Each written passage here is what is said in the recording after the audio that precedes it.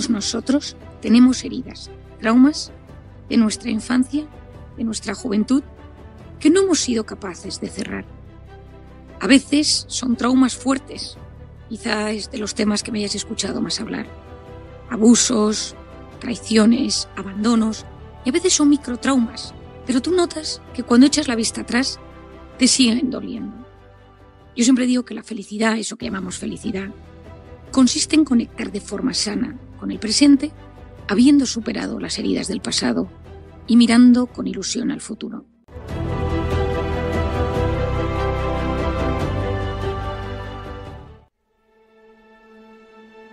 ¿Cuándo se nos distorsiona este esquema del pasado, presente y futuro?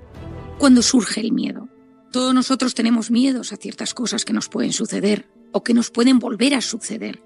Algo que nos sucedió en la infancia, en la juventud, y que uno de repente se queda reactivado o en estado de hiperalerta por ese trauma que sucedió. Otras veces son miedos al futuro, a que nos pasen cosas malas, y ese tema del miedo nos tiene en estado de alerta mantenido. Probablemente sabes lo que sucede cuando existe el miedo, cuando se activa tu estado de alerta o de vigilancia, cómo se activa esas hormonas, ese cortisol, cómo todo tu organismo cambia y estás deseando luchar o huir y partir, escapar, o a veces te bloqueas. Cómo esos estados de estrés y de miedo mantenidos son capaces de cambiar tu forma de conectar con la realidad. También sabes que el 90% de eso que te preocupa nunca va a suceder, pero nuestra mente y nuestro cuerpo no distinguen los miedos de verdad de los miedos irracionales. Cuando el miedo se instala, cuando vives situaciones de estrés crónico, de incertidumbre mantenida, empieza la tristeza, empieza la ansiedad generalizada, empiezan los problemas de sueño, empiezas a interpretar de forma negativa todo lo que tiene que ver con las relaciones sociales. Cambia tu salud, cambia tu cuerpo, tu sistema inmune se deteriora. Por lo tanto, es muy importante que identifiquemos cuáles son nuestros miedos, dónde se originan y cómo atajarlos. ¿Qué es el miedo? El miedo es como un azote, un golpe repetido que palpita interiormente y nos distorsiona, nos perturba y nos quita la paz.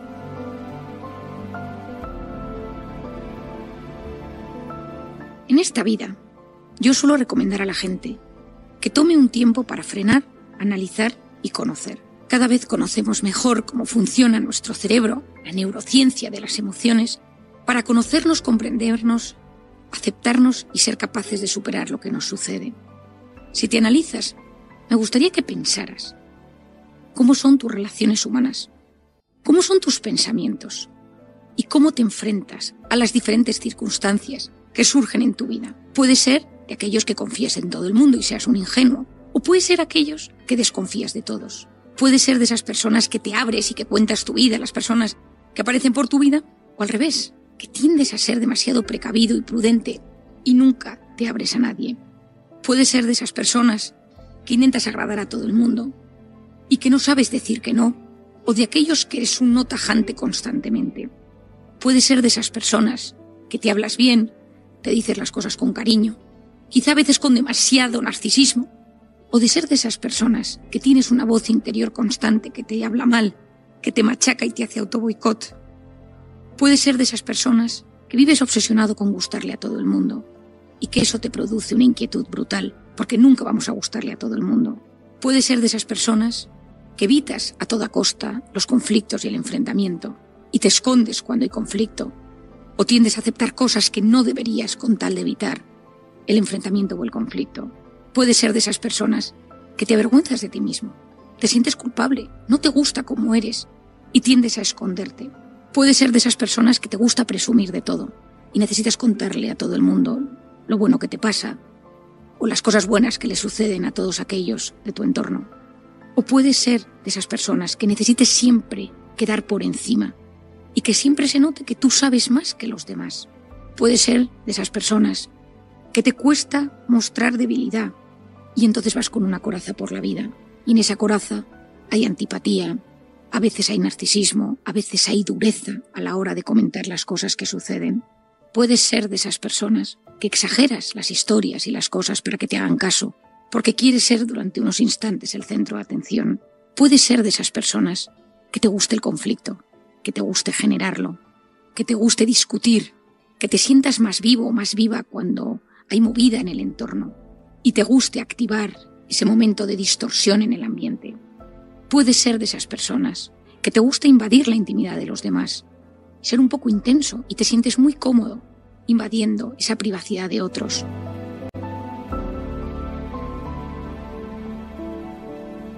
Mientras me estás escuchando, probablemente te dirás, pues algunas cosas me pasan y otras no, en otras creo que tengo un cierto equilibrio, pero probablemente en alguna de ellas te notes especialmente identificado.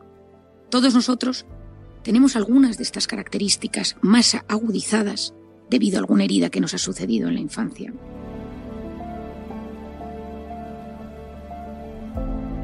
En estas cosas que te he presentado, algunas las tendrás más presentes y otras menos.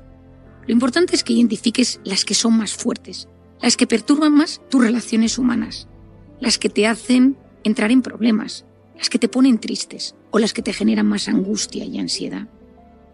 Te voy a presentar una serie de preguntas. Intenta analizarlas. No me importa que pongas pause para intentar responderlas cuando me estás escuchando. La primera es, ¿qué quiero evitar comportándome de este modo? Es decir, ¿qué evito teniendo esta conducta de forma constante? Alguna de las respuestas serán las frases que has escuchado anteriormente. Intenta responderlo con sinceridad. La segunda pregunta es, ¿qué tengo miedo a perder? Todos tenemos miedos a perder cosas. ¿Qué tienes miedo a perder? La tercera, ¿de qué te estás defendiendo? ¿Hay algo de lo que te defiendes? ¿De alguna persona? ¿De algún recuerdo? ¿De algún trauma? ¿De qué te estás defendiendo? La cuarta, ¿qué imagen desastrosa sale de tus pensamientos sobre ti? Todos tenemos esa imagen horrible que nos surge de vez en cuando sobre nosotros mismos. Que nos pillen en algo, que nos vean, que nos humillen, que todos tenemos. ¿Cuál es la tuya? En esos momentos que estás angustiado, agotado, triste, solo, ¿cuál es esa imagen desastrosa? Me quedo solo, me abandonan. Identifícala.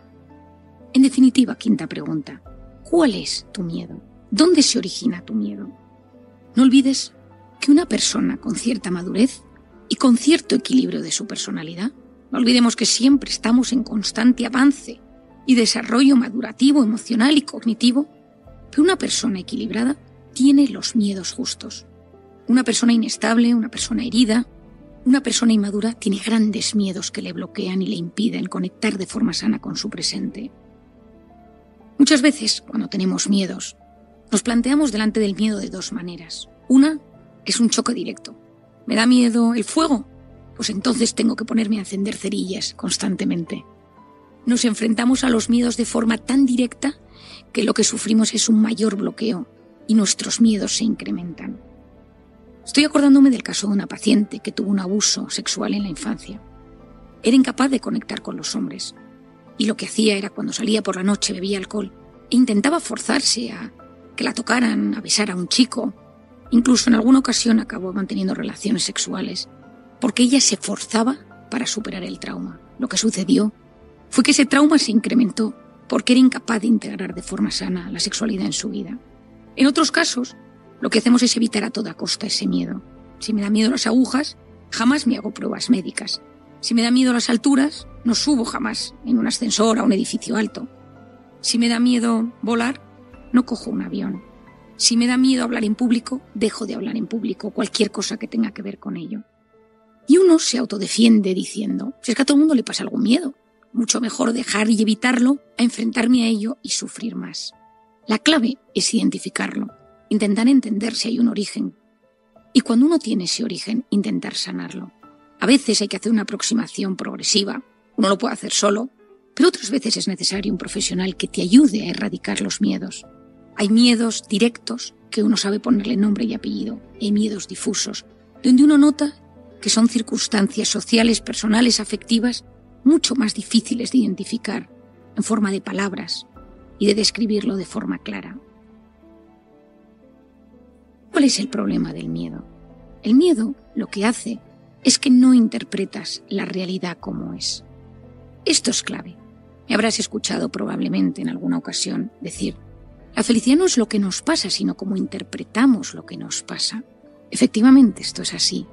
Si un día llegas enfadado del trabajo porque te han bajado el sueldo y tu hijo encima suspendido, el otro está llorando, tu pareja está enfadada también, ese día todo lo interpretas de forma catastrófica.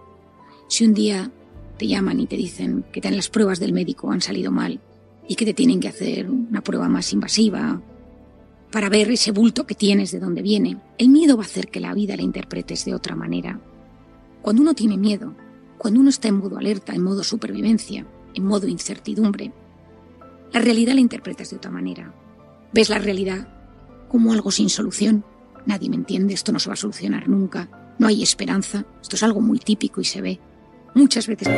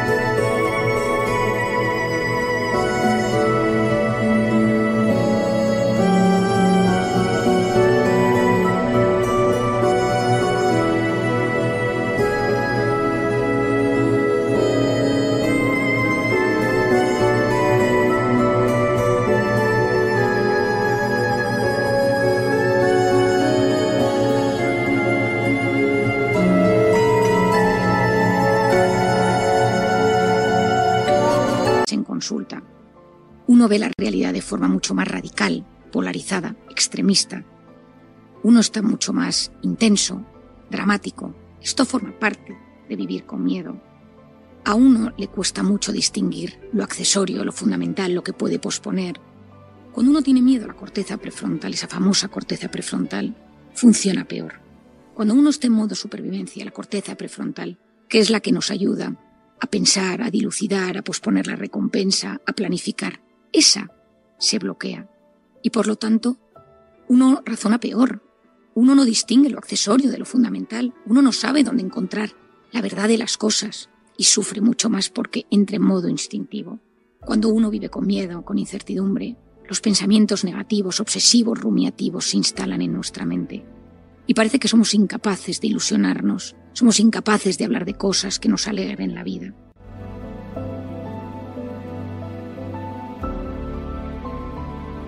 Cuando uno tiene miedo, esa interpretación de las cosas afecta a cómo nos relacionamos con los demás. Porque cuando nosotros nos hablamos desde el miedo, interpretamos que las personas nos están hablando mal.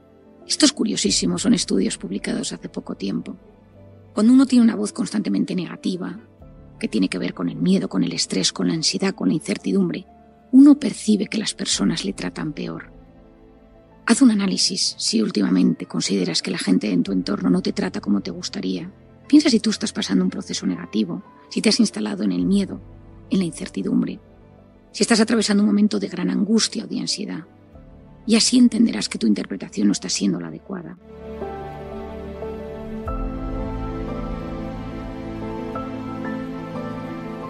A lo largo de los últimos años he leído mucho sobre la ansiedad, sobre el miedo. He investigado a escritores y divulgadores de todo tipo hablar sobre estos temas. Me interesa muchísimo saber cómo el miedo impacta en nuestro sistema inmune, en nuestra psicología, en nuestras relaciones humanas, en nuestros telómeros, Leí hace poco un libro de Rossini que también hablaba de estos miedos. ¿Cuáles son los 5 principales miedos que existen? Para mí existen 5 grandes miedos. El primero es el miedo a causar decepción. El miedo a decepcionar a las personas que están cerca de nosotros. Esto puede venir porque hemos vivido una biografía, una infancia marcada por los conflictos. Y yo decido ser complaciente y adaptarme y ser siempre buena persona, buen chico, buena chica para no generar más problemas. También suele haber habido una historia de críticas con mucha dureza, donde me quieren si me porto bien, donde se ha sufrido mucha frialdad y mucho rechazo. Y entonces yo no quiero decepcionar a nadie. Y lo que intento es constantemente complacer a las personas de mi entorno, intentar que estén contentos con mi comportamiento. Por otro lado, otro miedo es el miedo a perder el control. Entonces soy una persona muy posesiva, muy controladora, muy perfeccionista, muy rígida. Puedo incluso desarrollar un trastorno obsesivo-compulsivo. Tengo siempre el freno de mano puesto. Me obsesiona mi seguridad, la de los míos. Y me cuesta confiar en las personas porque creo que nadie controla las situaciones como yo. Puede haberte sucedido que te han manipulado en algún momento, donde te hicieron daño, abusaron de ti, y en un momento donde tú bajaste la guardia, te hicieron mucho daño, desde un abuso sexual a otro tipo de manipulaciones y abusos, y por lo tanto tú quieres tener el control de todo para que nada te pase.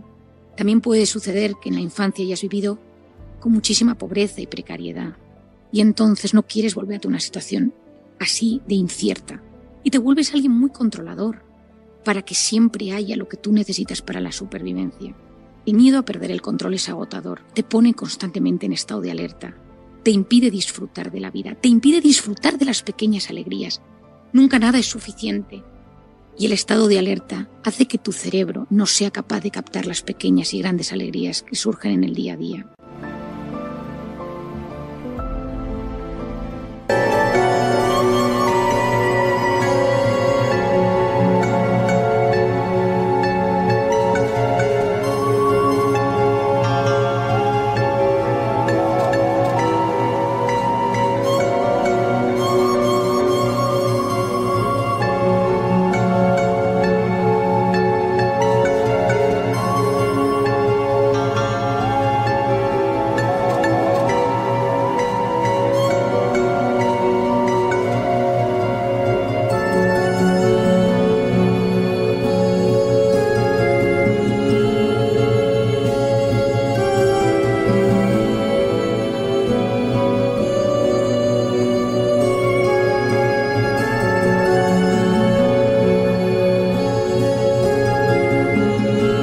Otro miedo importante es el miedo a no ser perfecto. Esto me interesa muchísimo porque me impresiona que esto sea así.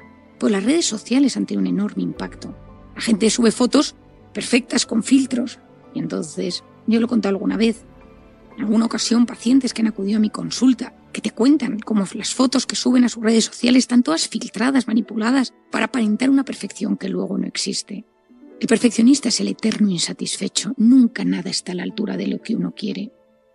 Una de las cosas que nos perjudica profundamente con el perfeccionismo y con el miedo a ser perfecto es que siempre vamos a fallar, porque no existe nadie perfecto, no existe nada que sea constantemente y crónicamente perfecto, y vamos a caer, y esas caídas duelen muchísimo. Uno de los temas que más nos hacen sufrir con las redes sociales es que siempre nos muestran algo a lo que compararnos. Es decir, lo digo con otras palabras, si hay algo que nos hace profundamente infelices en esta vida, es el compararnos constantemente con las personas. Las redes sociales son un espejo comparativo. Gente más guapa, más deportista, que come mejor, que tiene mejor casa, que viaja más que tú, los hijos son más guapos, más educados. Todo es mejor que lo tuyo. Si no eres capaz de identificar cómo esa comparativa te recuerda constantemente que no eres suficiente, esto es profundamente agotador, hiriente y nos puede llegar a producir un estado de enorme vacío.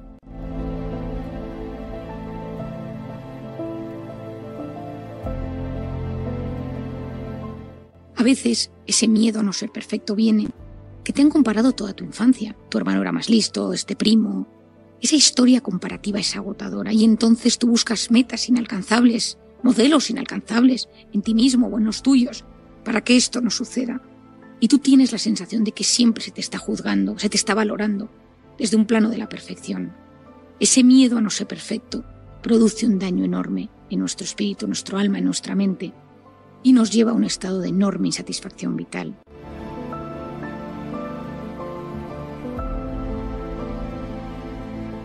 El cuarto es un miedo a no ser importante.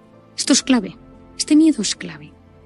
Aquí lo que surge es una infancia donde a alguien se le ha abandonado, se le ha rechazado, se le ha humillado, se le ha descuidado, se le ha denigrado, se le ha dejado aparte, donde esa persona no se le ha querido. He hablado mucho de esto también en el capítulo anterior, hablando del dolor social. Ese sentirse excluido tiene un impacto terrible en nuestra mente, en nuestro cuerpo y en nuestra conducta. Aquí, ¿qué pasa? Que tengo que complacer a todos, tengo que gustar, manipulo los relatos. Quiero que siempre la gente piense que yo tengo algo interesante que decir, que puedo ser el centro de atención. Yo decido lo que digo, cómo lo digo, para que la gente perciba en mí algo. En el fondo lo que estoy intentando recibir son migajas de afecto, que no dejen de quererme. Esos microabandonos, esos momentos donde no soy importante, donde siento que me dejan, sufro muchísimo. El miedo a no ser importante en una sociedad que muchas veces va a lo suyo, individualista, egoísta, hace mucho daño. Hay gente en consulta con este miedo que me dice: Marian, es que me siento muy solo, muy sola, nadie me hace caso. Y hago todo lo posible porque la gente me perciba. Y a veces me invento historias, cuento, narro, relato cosas que no me han sucedido. Pero quiero que la gente me haga caso. Mucho cuidado con este miedo, con este dolor que nos perjudica y nos hunde. Y finalmente el miedo a sufrir. El miedo a sufrir es terrible, pero todos sufrimos. La vida es una gran batalla. No conozco a nadie que no esté librando una batalla en un tema de su vida. No conozco a nadie que no sufra por algo que le perturba profundamente. No conozco a nadie que no tenga algo que le preocupa enormemente. A veces son macro batallas, otras veces son micro batallas. El más rico, el más guapo, el más estupendo, el más conocido. Todos tenemos cosas que nos preocupan, heridas sin resolver, miedos de futuro, de presente, de pasado, que no acaban de solucionarse. ¿Qué pasa? Cuando yo no quiero sufrir, cuando yo me resisto a sufrir, busco vías de escape. Cuando yo noto que voy a sentir soledad, me voy a sentir mal, me voy a sentir angustiado, me vado en las redes sociales, en Tinder, en comida rápida, el tipo de comida inflamatoria, en las drogas, en el alcohol. Busco vías de escape que palíen ese miedo a sufrir.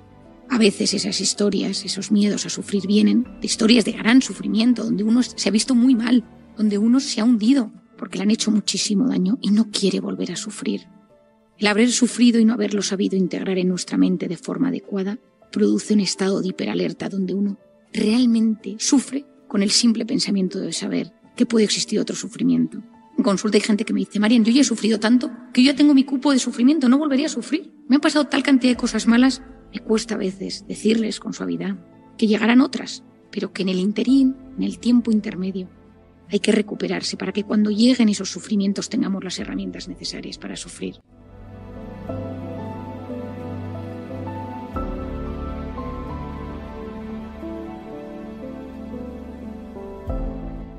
Si escuchando este capítulo has identificado algunos de tus miedos, te recomiendo que lo vuelvas a escuchar con un papel y boli y que apuntes cosas que se te van surgiendo en tu mente.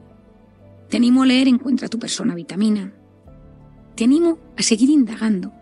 Y si ves que hay algo que realmente te bloquea, que te está impidiendo tener una relación sana con tu pareja, con las personas de tu entorno, con tu trabajo, con tus no parejas, porque caes y recaes en historias que no te convienen, no tengas miedo a acudir a alguien que te pueda ayudar, a alguien que te ayude a identificar el origen para que tengas los miedos justos. Todos tenemos miedos, pero los miedos que tengas, seas capaz de gestionarlos de una manera que no te bloqueen y te impiden sacar tu mejor versión. ¿Qué tienes miedo a perder? Con el miedo a no ser perfecto.